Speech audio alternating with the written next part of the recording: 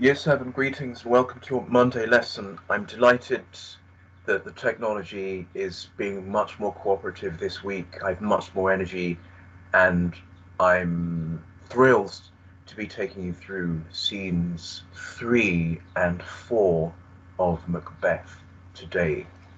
I've I can't show you the script on the screen yet, but I can prepare you with a summary, lots of keywords, and I was so impressed with how you read independently last week.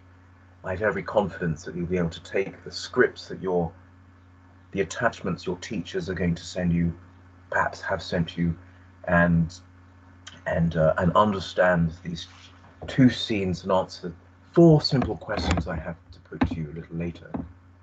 Again, we don't need to see any work from you until Wednesday, so you can manage your work around other subjects. We'll be in touch again on Wednesday with your task that we will want to see.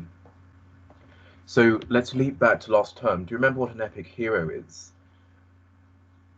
Well, an epic hero usually features in an epic poem, a poem like the Odyssey or a poem like the Iliad. Epic heroes usually go on a long journey. They're usually great warriors. They're usually of noble birth. They're usually good leaders. In what way did Odysseus show he was an epic hero? Do you remember the hero of the Odyssey? Have a think. Pause the video if you need more time. But he had to travel a long way because the Trojan War meant he needed to go overseas. It took him 10 years to find his way home. He was a great warrior because he helped his friends, colleagues, comrades win the battle. And he defeated the Cyclops.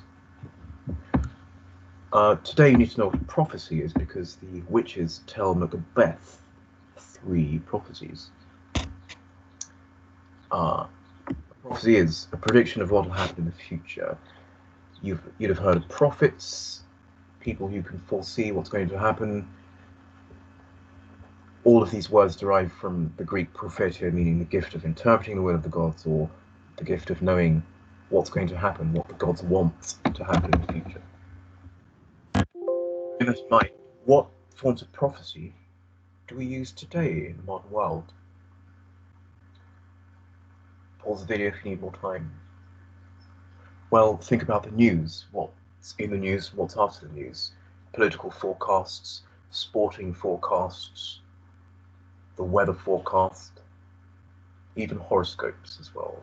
All ways that we try and make our lives, try and anticipate what's going to happen in the future. And Macbeth, then, you'll remember him from last week. Could he be considered an epic hero yet? And to what extent? Have a think.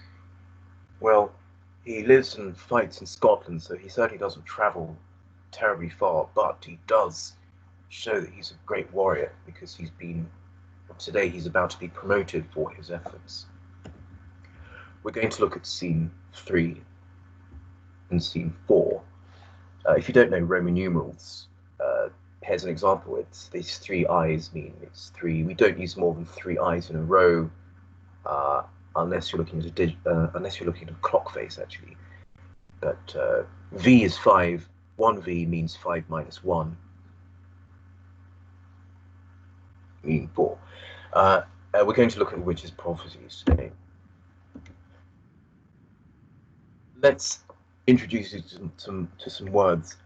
When we meet the witches for the second time,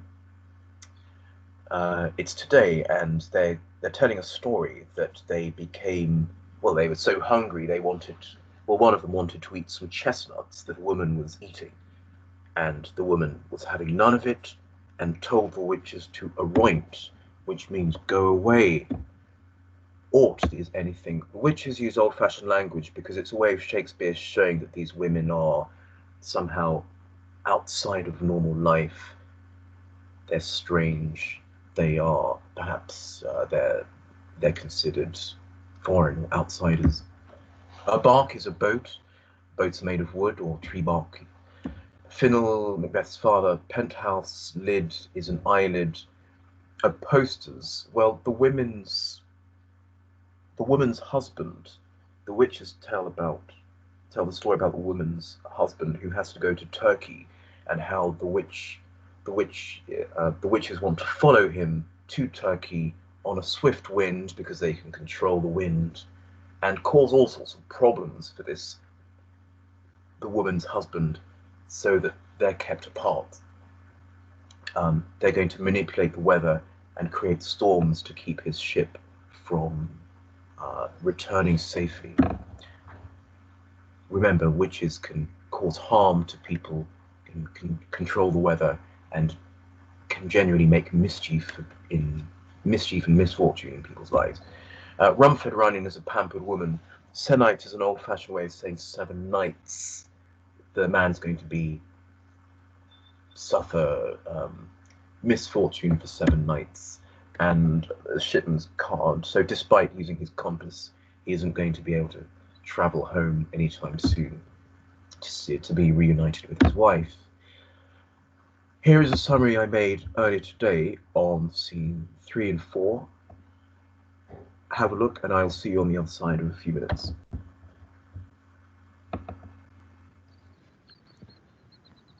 Year 7, welcome back to the Heath. Do you remember what a heath is? Yes, it's an open area of ground, and it's a similar environment to the one that Macbeth is set in at the beginning of the play. Last time we met, I summarized scene 1 and 2. I'm going to summarize scenes 3 and 4 today. Before I do that,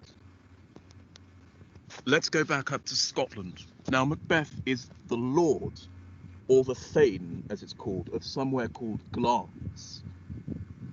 So Macbeth is the Thane of Glamis, Delmare above Dundee.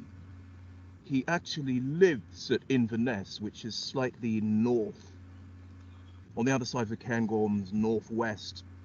And you'll remember that Cawdor is another area. That's going to be important later. But Cawdor is here, up in Scotland.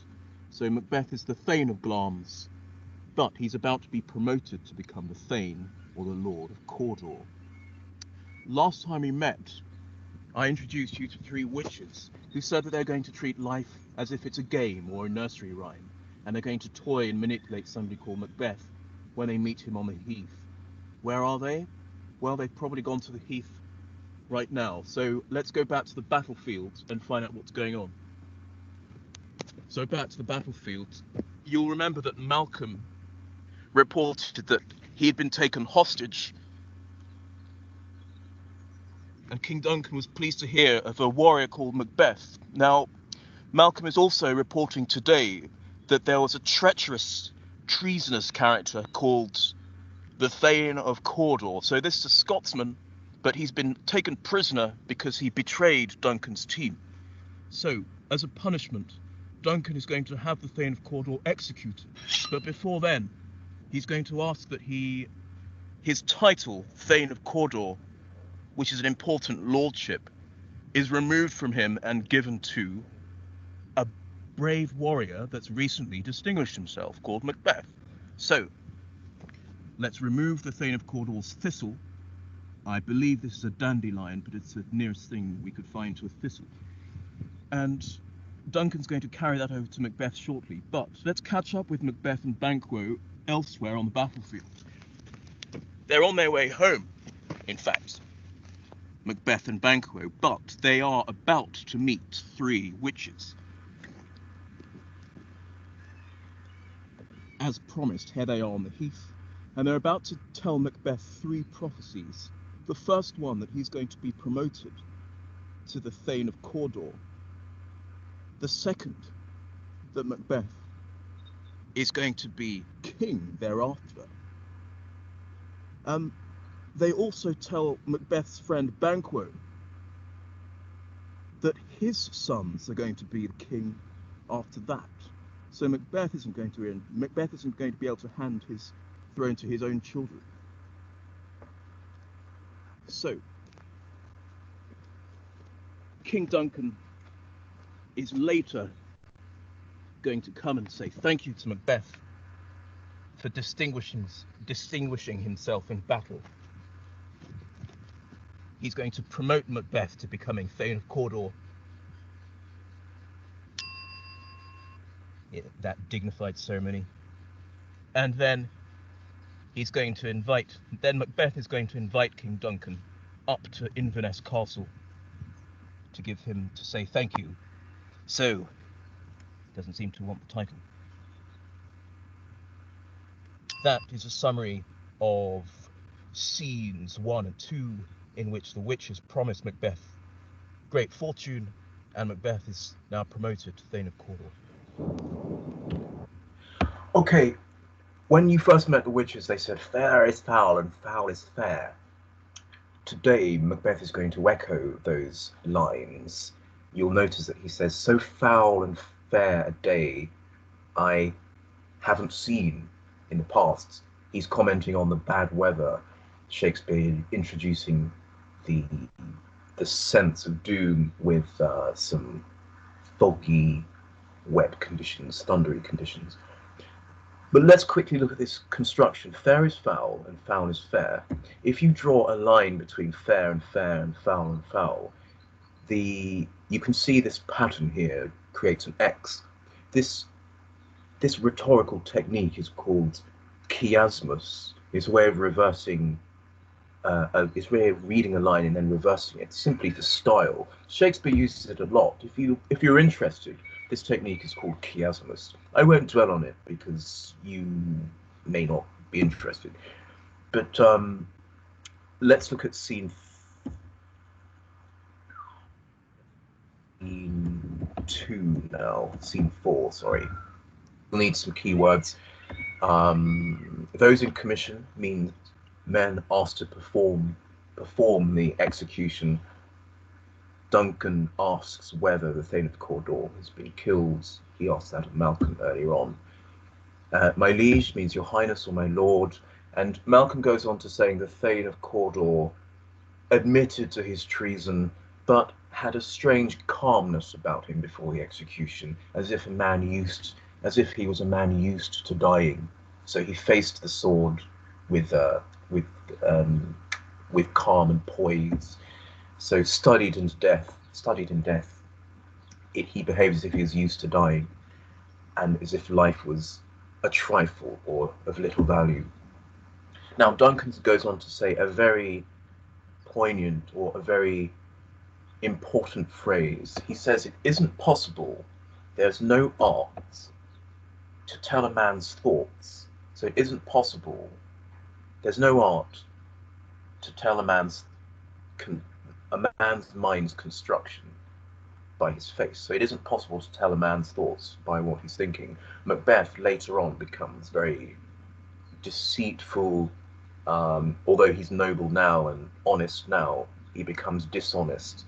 A dishonest man with an honest face, because he wants to look to the outside world as if he's polite.